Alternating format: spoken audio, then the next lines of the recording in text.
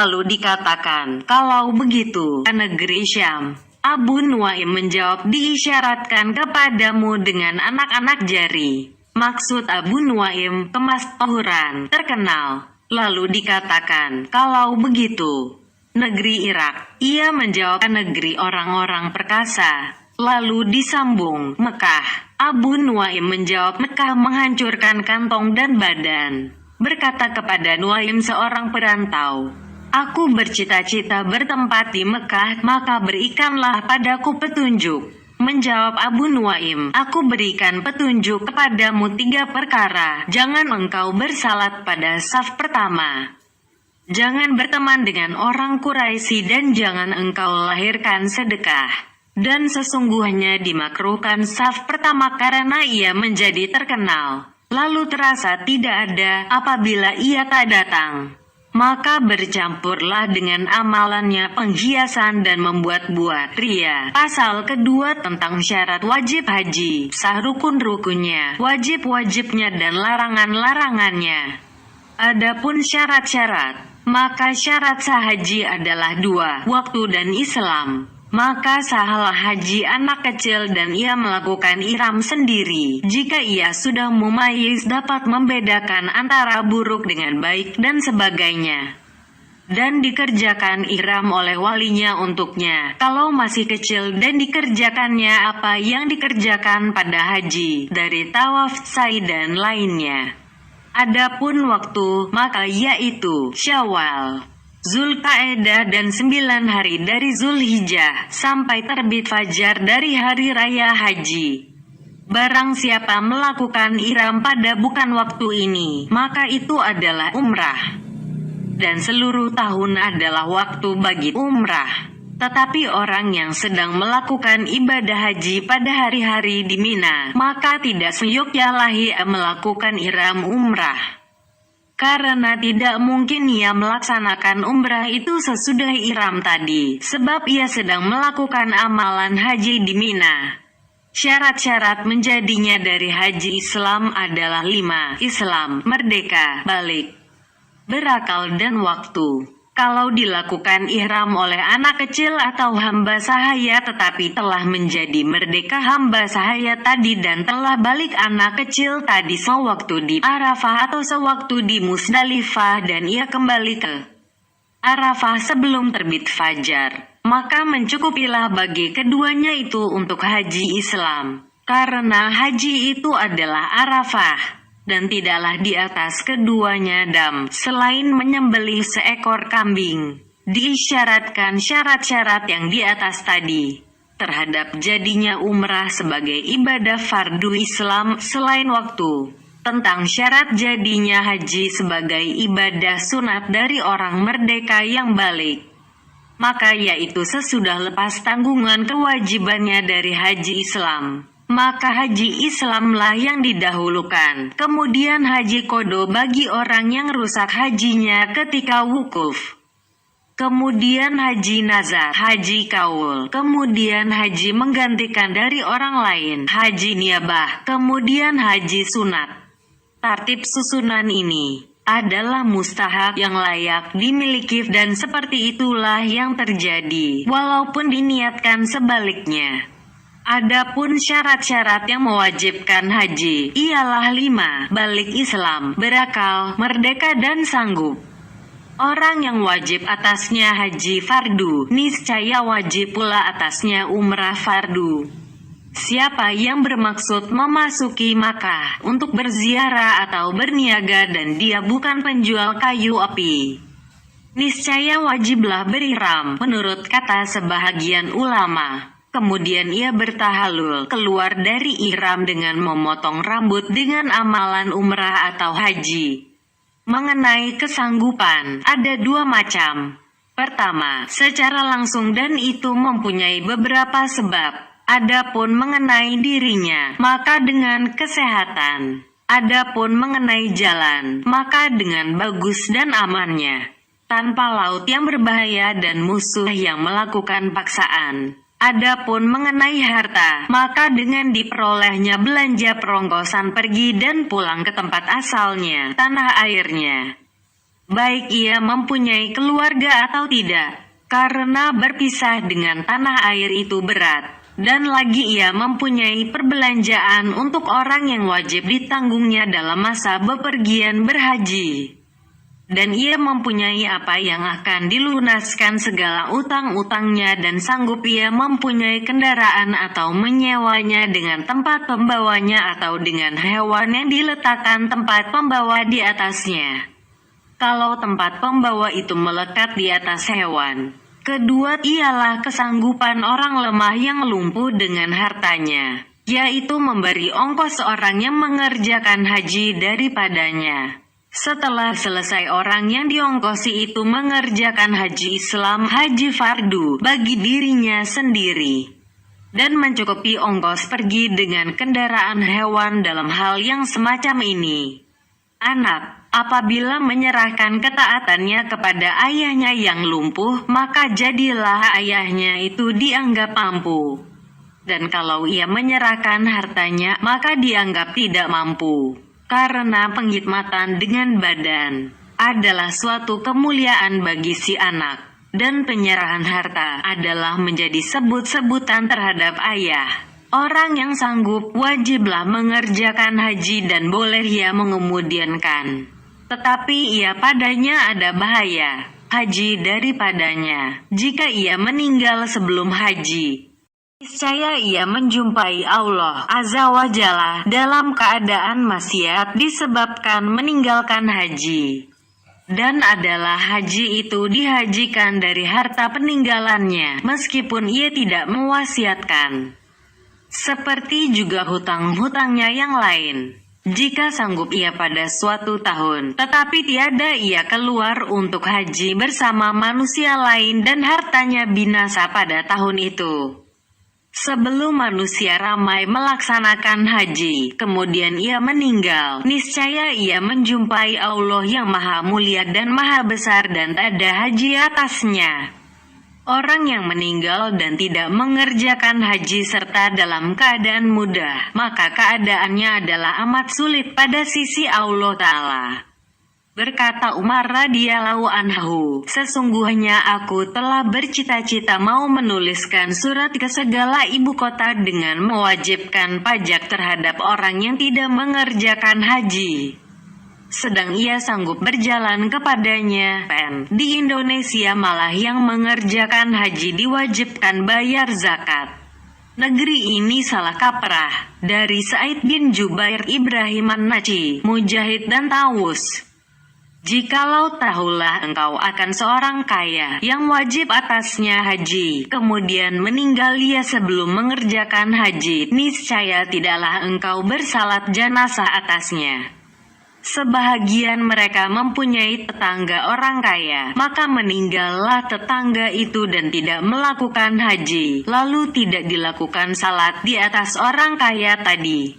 Dan adalah Ibnu Abbas berkata, barang siapa meninggal dan ia tidak mengeluarkan zakat dan tidak mengerjakan haji, niscaya orang itu meminta kembali ke dunia.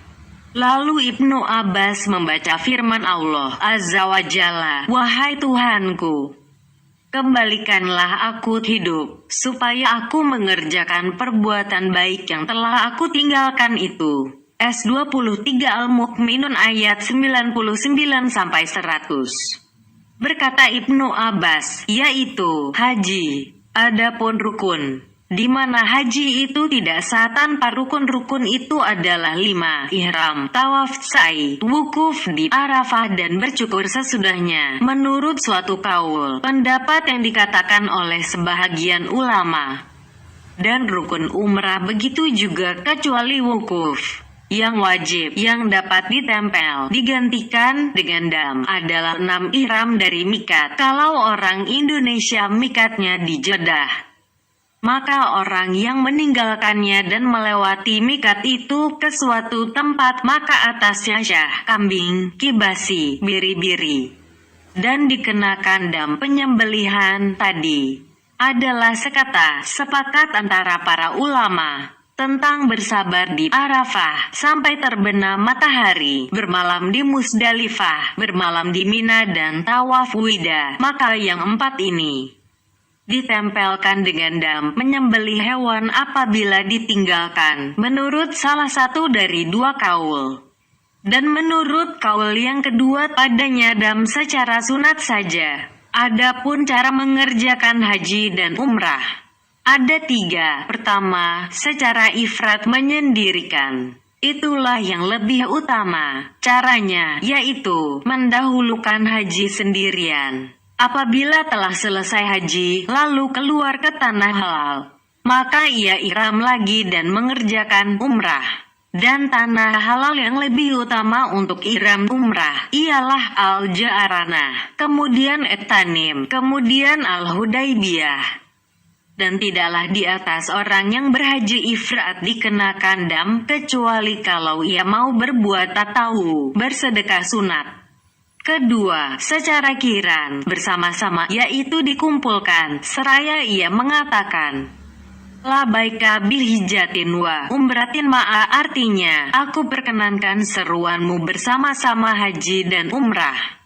Maka jadilah ia berihram dengan keduanya, dan mencukupilah segala amalan haji dan masuklah umrah di bawah haji, sebagaimana masuknya utlu di bawah mandi. Kecuali apabila ia bertawaf dan bersa'i sebelum wukuf di Arafah, maka sa'inya itu termasuk dari dua ibadah tadi, haji dan umrah. Adapun tawafnya, maka tidak termasuk karena syarat tawaf fardu wajib pada haji adalah sesudah wukuf. Dan atas orang yang melakukan haji kiran, menyembelih dam, kecuali ia orang Makkah, maka tidak apa-apa atasnya, karena ia tidak meninggalkan mikatnya, sebab mikatnya ialah Makkah.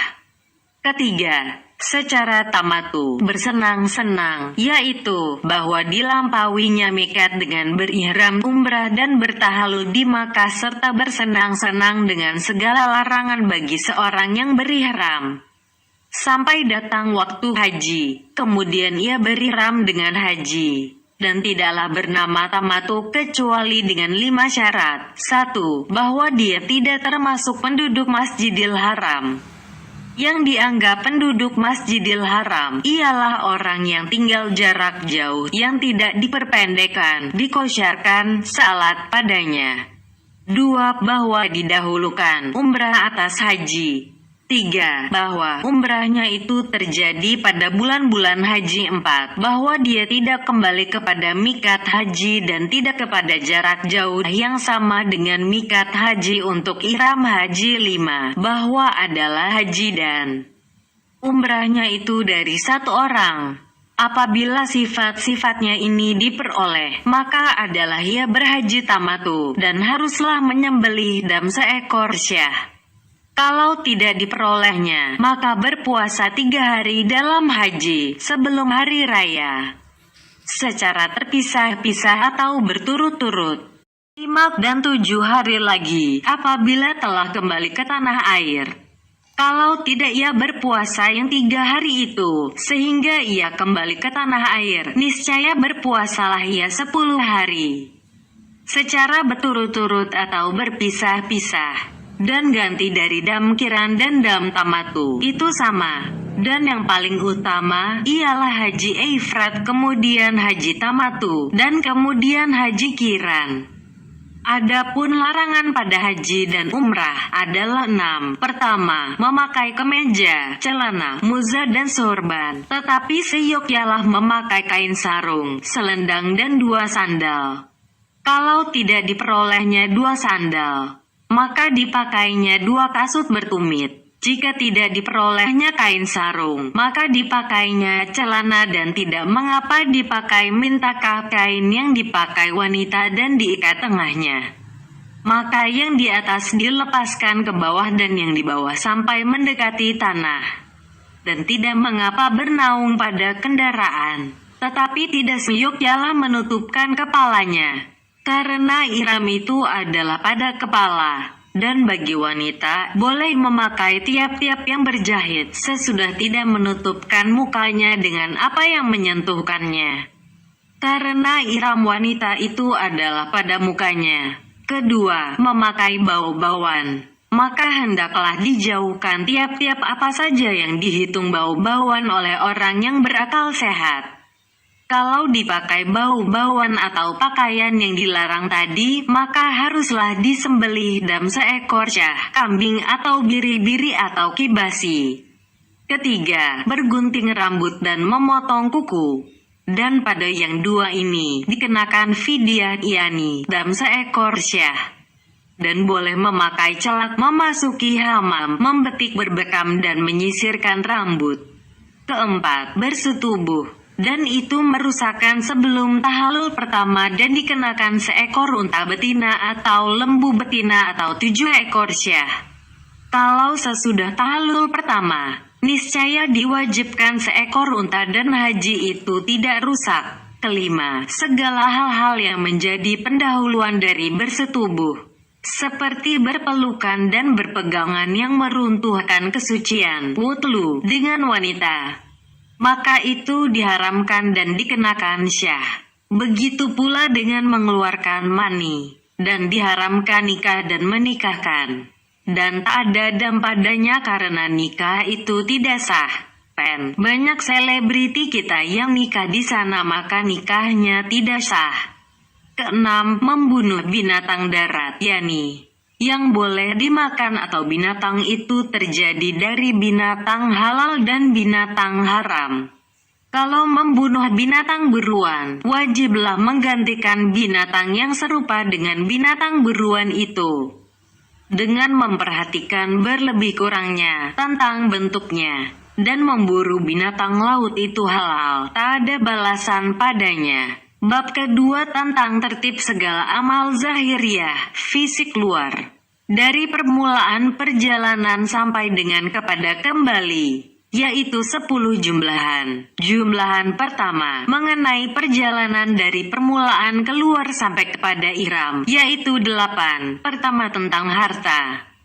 Maka seyogyanya dimulai dengan taubat, mengembalikan hak-hak orang yang diperoleh secara kezaliman, melunaskan hutang-hutang, menyediakan perbelanjaan untuk tiap-tiap orang yang harus diberinya belanja sampai kepada waktu kembali, mengembalikan apa yang ada padanya dari simpanan-simpanan orang, membawa serta dari harta halal yang baik yang mencukupkan untuk pergi dan pulang tanpa penghematan benar, tetapi di atas cara yang memungkinkan kelapangan dalam perbekalan dan dapat menolong orang-orang lemah dan fakir.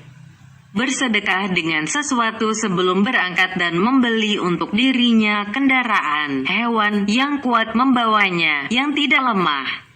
Atau ia menyewa. Kalau menyewa, maka hendaklah diterangkannya kepada yang mempersewakan akan tiap-tiap barang yang mau dibawanya, sedikit atau banyak, dan terdapatlah persetujuan yang mempersewakan padanya.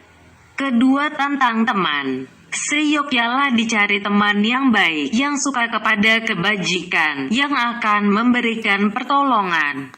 Jika ia lupa akan diperingatinya, dan jika teringat akan diberinya pertolongan. Jika takut, akan diberanikannya. Jika lemah, akan dikuatkannya. Jika susah, akan dihiburkannya. Ia mengucapkan selamat tinggal kepada semua teman sekampung, segala saudara dan tetangganya. Ia mengucapkan selamat tinggal kepada mereka dan mengharapkan doa mereka, karena Allah Ta'ala menjadikan di dalam doa mereka itu kebajikan. Dan sunat pada ucapan selamat tinggal itu, dikatakan, "Aku pertaruhkan Allah akan agamamu, amanahmu dan kesudahan amalanmu." Dan adalah Nabi Shallallahu Alaihi Wasallam bersabda kepada orang yang bermaksud musyafir, "Engkau di dalam pemeliharaan dan lindungan Allah. Diberikan Allah akan engkau bekalan takwa, diampuni Allah dosa engkau dan dihadapkan Allah akan engkau kepada kebajikan, di mana saja engkau berada." Ketiga, ketika keluar dari rumah, seyogyanya apabila hendak keluar mengerjakan salat lebih dahulu 2 rakaat. Dibacanya pada rakaat pertama, sesudah Al-Fatihah. Kuliah ayyuhal kafirun, dan pada rakaat kedua, surat Al-Ikhlas apabila telah selesai. Lalu mengangkat kedua tangan dan berdoa kepada Allah Subhanahu wa Ta'ala dengan keikhlasan yang bersih dan niat yang benar, seraya membacakan doa yang artinya, "Wahai Tuhanku, Engkaulah teman di dalam perjalanan dan Engkaulah pengganti mengenai keluarga, harta, anak dan sahabat-sahabatku. Peliharakanlah akan kami dan mereka dari segala bahaya dan penyakit. Wahai Tuhanku, kami bermohon kepada Engkau di dalam perjalanan kami ini akan kebajikan dan takwa dan daripada amalan akan apa yang Engkau relai.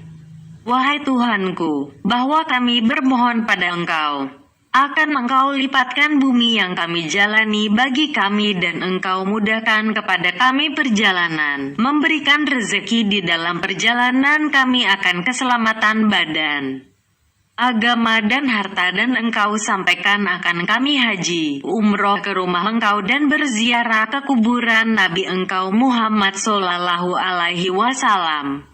Wahai Tuhanku, bahwa kami berlindung dengan Engkau daripada kesusahan perjalanan, kedukaan berpindah dan penglihatan yang buruk pada keluarga, harta, anak dan sahabat.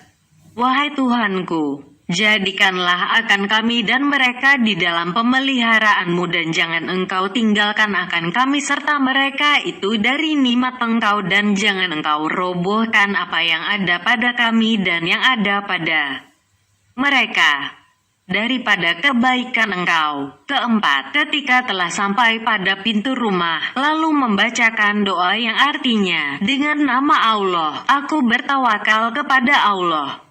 Tiada daya dan upaya selain dengan Allah. Wahai Tuhanku, aku berlindung dengan Engkau daripada aku sesat atau menyesatkan, daripada aku hina atau menghinakan, daripada aku tergelincir atau menggelincirkan, daripada aku menganiayakan atau dianiayakan, daripada aku membodohkan atau dibodohkan akan aku. Wahai Tuhanku, sesungguhnya aku tiada keluar karena kebanggaan, tiada karena kebesaran, tiada karena ria dan tiada karena memperdengarkan kepada orang.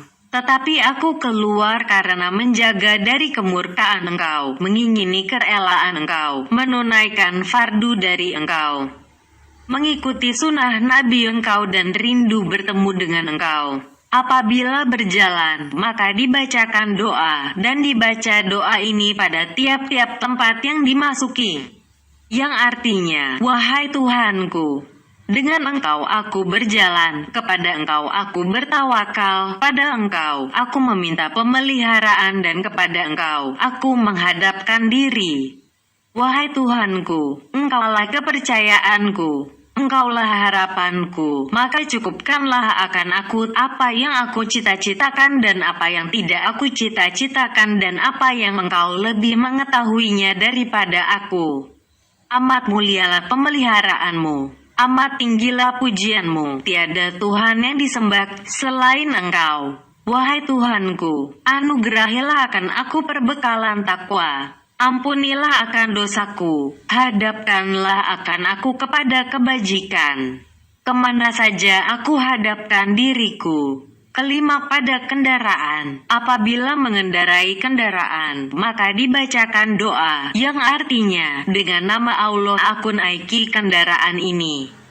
Dengan pertolongan Allah dan Allah Maha Besar aku bertawakal kepada Allah. Tiada daya dan upaya selain dengan Allah yang Maha Tinggi, lagi Maha Besar. Apa yang dikehendaki Allah adalah ada dan apa yang tiada dikehendaki Allah tidak adalah Dia. Maha suci Tuhan yang memudahkan bagi kami ini, sedang kami tiada kuasa padanya. Dan sesungguhnya kami kembali kepada Tuhan kami. Wahai Tuhanku, aku hadapkan wajahku kepada Engkau, aku serahkan urusanku pada Engkau. Engkaulah cukup bagiku dan sebaik-baik tempat menyerahkan hal. Apabila telah duduk tentram di atas kendaraan dan kendaraan itu berada di bawah keinginannya, lalu membaca Subhanallah walhamdulillah wala ilaha illallah wallahu akbar, Maha Suci Allah, dan segala pujian bagi Allah, dan tiada Tuhan selain Allah, dan Allah Maha Besar sebanyak 7 kali, dan membacakan doa yang artinya, segala pujian bagi Allah yang telah menunjukkan kami bagi ini, dan tidak adalah kami memperoleh petunjuk jikalau tidaklah kami diberi petunjuk oleh Allah. Wahai Tuhanku, Engkaulah yang menanggung di atas belakang kendaraan, dan Engkaulah tempat meminta tolong di atas segala perbuatan kami. Keenam, pada waktu turun, sunat jangan turun, sehingga naiklah matahari. Dan adalah kebanyakan perjalanannya pada malam hari. Bersabda Nabi Shallallahu Alaihi Wasallam, haruslah kamu berjalan malam, karena bumi itu dilipat menjadi lebih dekat pada malam akan apa yang tidak dilipatkan pada siang. Dan hendaklah menyedikitkan tidur di waktu malam, sehingga menolong kepada perjalanan. Manakala sudah dekat ke tempat turun, maka hendaklah membaca doa yang artinya, wahai Tuhanku, Tuhan 7 petala langit dan apa yang dinaunginya, dan Tuhan 7 petala bumi dan apa yang di dalamnya, dan Tuhan bagi segala setan dan apa yang disesatkannya, Tuhan bagi segala angin dan apa yang diterbangkannya, Tuhan segala laut dan apa yang diberlalukannya. Aku bermohon padamu akan kebajikan tempat turun ini dan kebajikan bagi penduduknya. Aku berlindung denganmu daripada kejahatan tempat turun ini dan kejahatan segala isinya. Jauhkanlah daripadaku akan jahatnya kejahatan mereka. Apabila telah turun pada tempat turun itu, lalu mengerjakan salat 2 rakaat. Kemudian membacakan doa yang artinya, aku berlindung dengan kalimah Allah yang sempurna, yang tiada dilampaui akan dia oleh orang yang baik dan orang yang jahat, dari kejahatan segala yang dijadikan Allah. Apabila datang malam, maka dibacakan yang artinya, hai bumi Tuhanku dan Tuhanmu itu Allah. Aku berlindung dengan Allah daripada kejahatanmu dan kejahatan segala yang ada padamu dan kejahatan barang yang melata-lata di atasmu. Aku berlindung dengan Allah dari kejahatan segala singa dan harimau, ular dan kala, dan dari kejahatan penduduk negeri, dari kejahatan yang beranak dan yang diperanakan.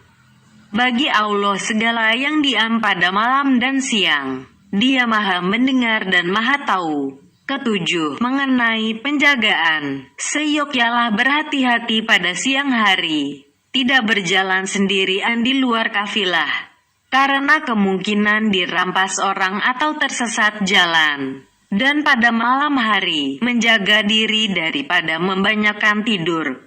Kalau tidur pada permulaan malam maka didudukkan lengan, dan kalau tidur pada akhir malam maka ditegakkan lengan dan diletakkan kepala pada tapak tangan. Begitulah Rasulullah Shallallahu Alaihi Wasallam tidur dalam perjalanan, karena kadang-kadang tidur itu memberatkan untuk bangun. Maka terbitlah matahari dan tidak tahu. Lalu apa yang tertinggal dari salat adalah lebih utama daripada apa yang diperolehnya dari haji. Lebih disunatkan pada malam hari, bahwa berganti-ganti 2 teman menjaga. Apabila seorang tidur, maka yang lain menjaga, itu adalah sunat. Kalau musuh atau binatang buas menuju kepadanya pada malam atau siang, maka hendaklah membaca ayat kursi. Syahidallahu, Surat Ali Imran ayat 1-4, Surat Al-Ikhlas, Al-Falaq dan An-Nas. Dan hendaklah dibacakan doa, yang artinya, dengan nama Allah, apa yang dikehendaki oleh Allah. Tiada upaya melainkan dengan Allah. Memadailah Allah akan aku. Aku bertawakal kepada Allah. Apa yang dikehendaki Allah, tiada yang mendatangkan kebajikan melainkan Allah.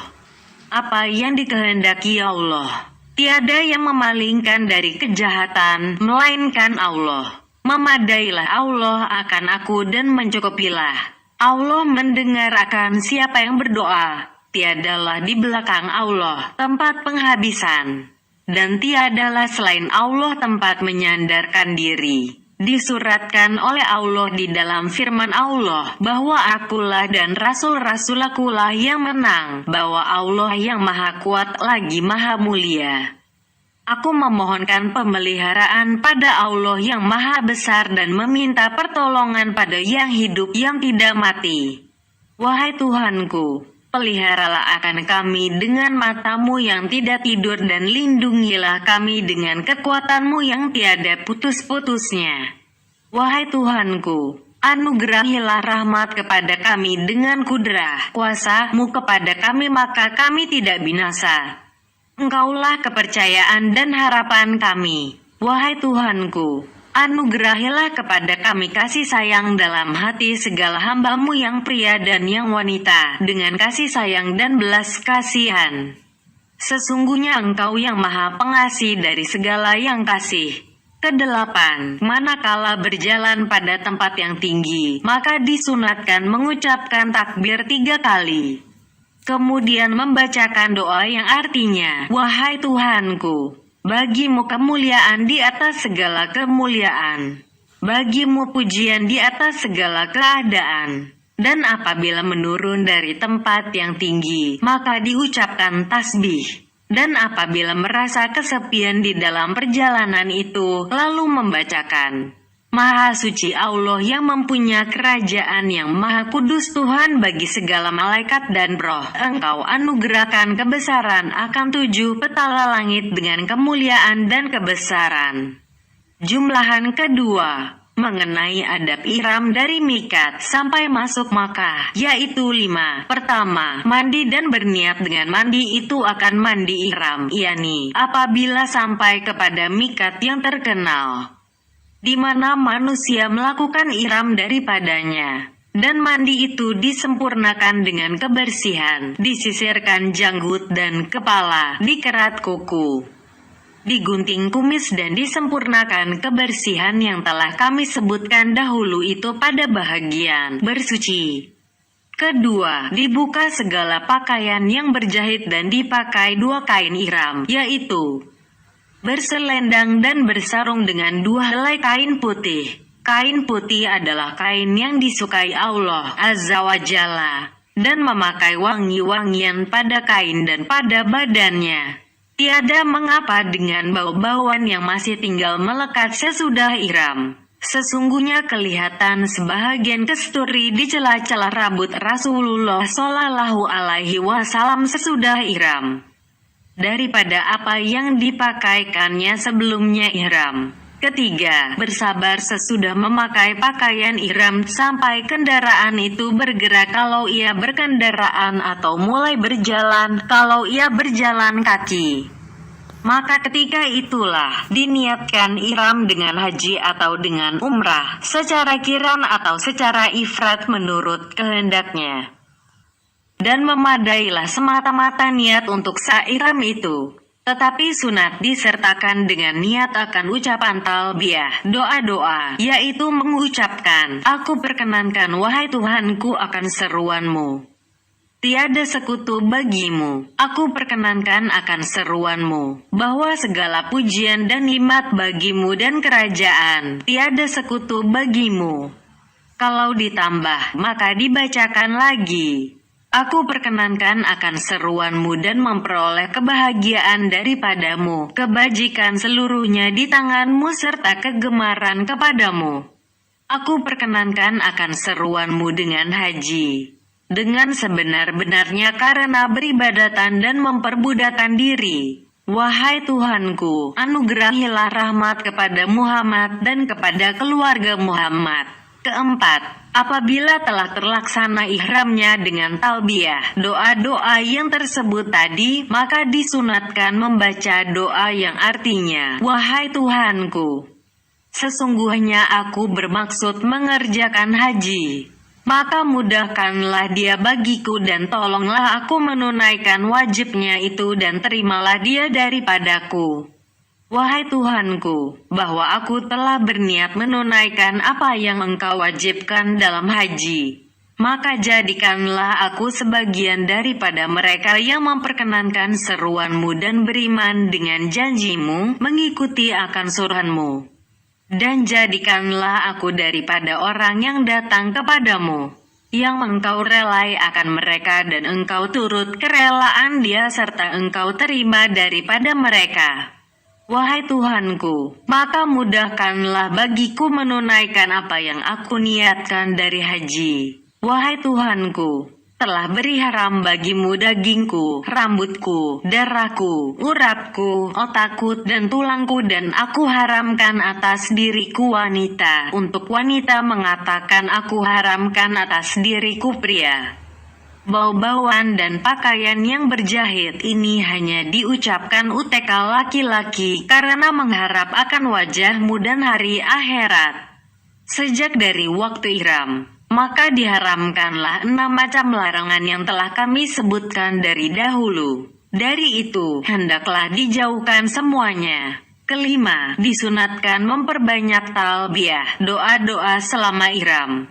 Lebih-lebih ketika berdesak-desakan teman, ketika berhimpun manusia banyak, ketika mendaki dan menurun, ketika naik kendaraan dan turun dari kendaraan, dengan meninggikan suara.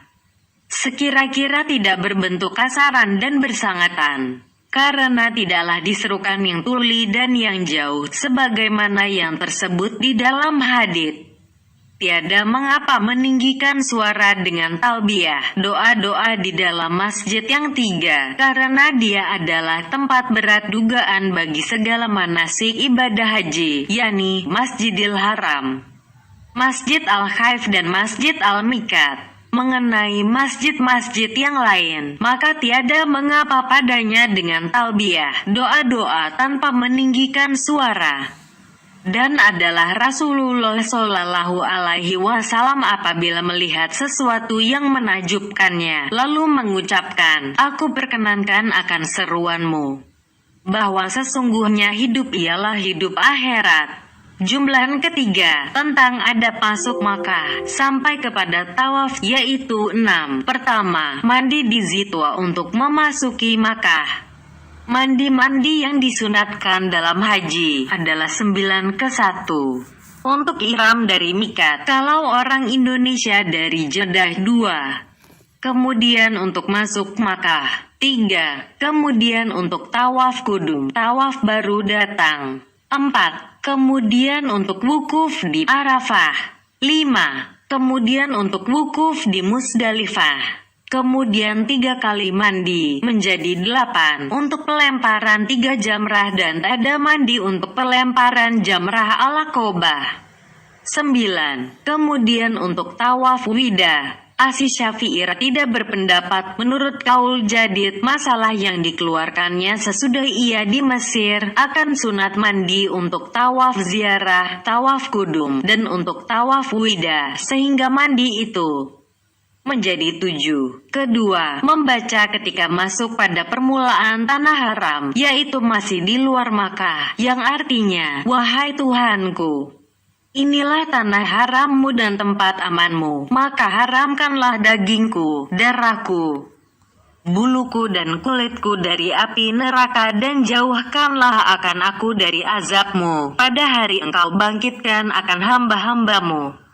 Dan jadikanlah akan aku dari aulia-Mu dan orang yang berbuat taat akan Kamu. Ketiga, memasuki Makkah dari sudut Al-Aqtah, yaitu dari Saniyah Qada, di mana Rasulullah Shallallahu Alaihi Wasallam berputar dari Jadatut Tariq ke situ. Mengikuti beliau dalam hal ini adalah lebih utama. Apabila keluar, maka keluarlah dari Saniyah Kuda, yaitu Saniyah bawah. Yang pertama tadi ialah bahagian atas.